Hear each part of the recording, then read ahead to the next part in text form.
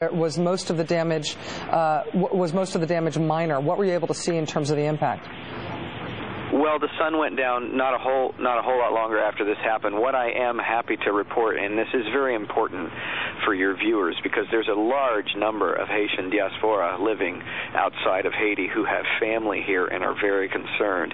What I want to report is that in the north, at least, damage seems to be minimal, if non-existent. As I said, we very much felt it. We've felt all of these aftershocks, which is saying a lot considering that it's passing through an entire mountain range to get here. But for folks who have family in the north, in Cap Haitian, and I think I can safely say those who have family outside of major metropolitan areas in Haiti, there's a very good chance that your family is doing well this evening. You can rest easy, take a breath, and wait for more news to come in. One of the things that's going to make a city like Port-au-Prince have such high numbers of injuries and unfortunately casualties is that the city is built almost entirely out of concrete block. And so if you're in a building 1 story, 2 story, 3 or more, the roof over your head is not a tin roof like you might find elsewhere in the country. It's concrete block. So when these things come down, you can imagine dropping stones on your head. It's just not good. So we're happy to report that outside of Port-au-Prince, the further you get away from the epicenter, I believe that it's safe to say that there are a lot of people who are at least alive tonight and, will be able to take stock. What really worries us, and I'm trying desperately to get to Port-au-Prince myself, is what's going on in that city. It was already 2 million people crammed together, in some cases living in squalor before the earthquake. There's no power tonight. It's raining tonight. There are no emergency rooms. There are no ambulances. This is the worst possible scenario for human beings, and it's happening right now. What is your plan to try to travel into the city of Port-au-Prince? It's one of the things that relief workers and people trying to help from around the world will be thinking about as they presumably will be trying to converge and help in the next critical 72 hours. Are you able to tell anything about transportation on the island? Well, the roads have never been good to begin with. What's going to be about a 90-mile trip for us, just on an average day, would take us 8 hours in a car. The roads are just that bad. Inside of Port-au-Prince, we're hearing reports that because of all of these collapsed buildings, the streets may be impassable in lots of places. My advice would be to most people would be find a reputable organization that is already on the ground in Port-au-Prince that has some infrastructure. It sounds like you're offering folks some links to those organizations. Give generously right now, even before the reports have come in from tomorrow morning. Give now. It's going to be very, very bad. One of the worst crises that we've heard of on the planet in a long time. This is important for people to know. If you're thinking about coming in, I would say think twice. Leave it to the people who are here. Leave it to the larger organizations that can get in more easily. I've heard already that American Airlines may have suspended all flights in tomorrow. It's just no way to know the amount of damage right now. So, keep your feet where they are.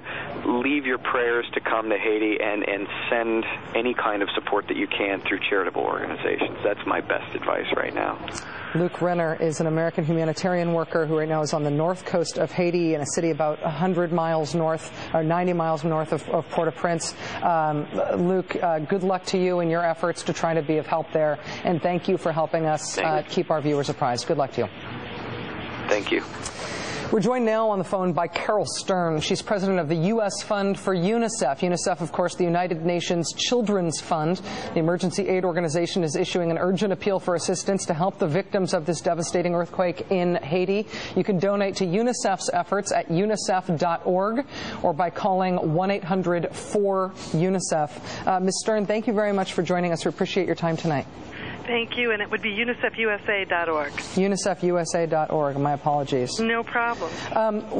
The UN has a lot of personnel in Haiti since 2004, since the rebellion in Haiti. Then there have been thousands of UN peacekeepers, and there's long been a large international presence in country. We understand some UN personnel are unaccounted for. Can you tell us anything about the latest on their status?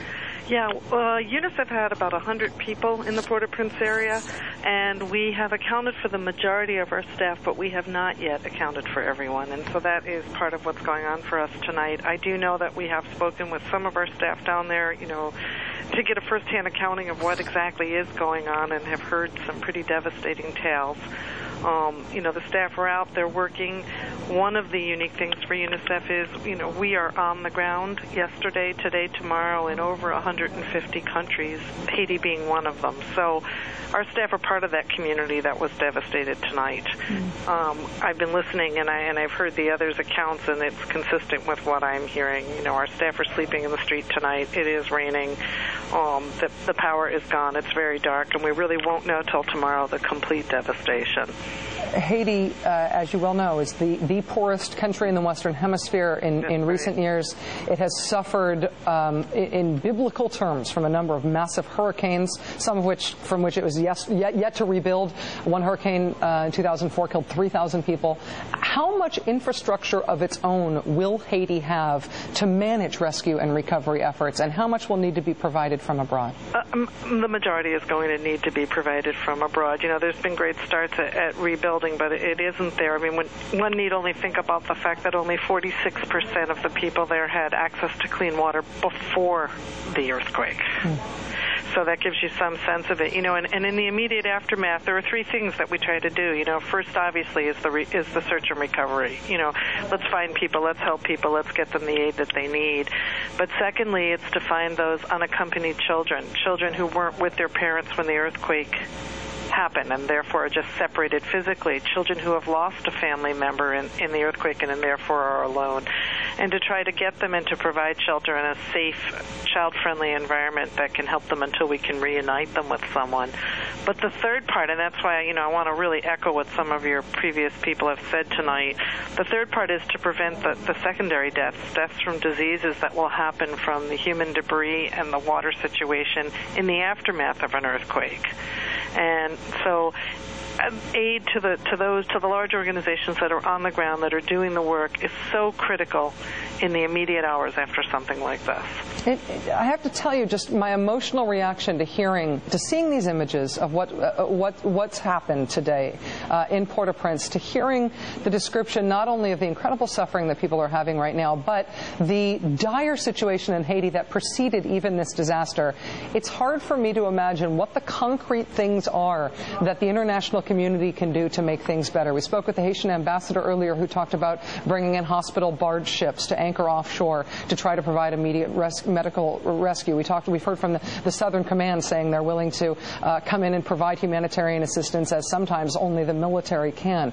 Can you tell our viewers, can you give us some sense of what the concrete first steps will be?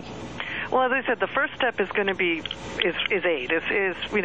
Rescue and recovery is obviously the first and foremost. And then rounding up children, making sure we can connect them with family members. But it is going to be bringing in very basics: tents, blankets, water purification tablets, hygiene kits, sanitation options, things that will make it as safe as it can be in the wake of rebuilding. But again, we look in our own country when we've had a natural disaster, and we are a fully industrialized nation, and how long it takes us to build back better. And that gives you just a slight inkling of what it's going to take there.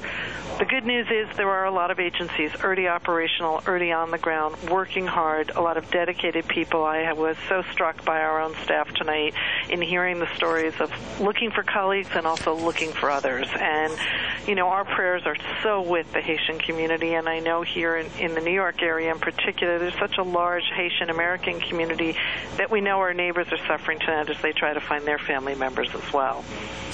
Carol Stern, the president of the U.S. Fund for UNICEF, the United Nations Children's Fund. Thank you so much for joining us this evening to discuss what is clearly just a devastating humanitarian crisis. Best of luck to you and your organization in the days and weeks ahead. Thanks also, and again, UNICEFUSA.org. Thank you very much. Thank you. Carol Stern, the president of the U.S. Fund for UNICEF, as she says, UNICEFUSA.org. If you want to donate to help with earthquake relief in Haiti, here are a few different ways you can do it. As Ms. Stern said, UNICEFUSA.org. You can also call UNICEF, 1-800-4UNICEF. You can also donate to the American Red Cross's International Response Fund online at redcross.org or by calling 1-800-257-7575. That number again for the Red Cross, 1-800-257-7575. Specify that you want your donation to go to the Haiti earthquake effort. You can also donate money to the relief effort by texting, and this is something that we've been advised on by the State Department. What you can do is from your mobile phone, you can text the word Haiti, Haiti, to this number, 90999. Again, text the word Haiti to 90999. If you do that, through the miracle of modern technology, a donation of $10 will automatically go to the Red Cross's relief efforts. That $10 donation will show up on your phone bill. Again, you text the word Haiti to 90999. If you are just joining us, the island of Haiti in the Caribbean is reeling from its worst earthquake in 200 years. Our coverage of this devastating event continues in just a moment. We'll speak with U.S. State Department spokesman Gordon Duguid. We'll also be joined by David Schuster. Stay with us.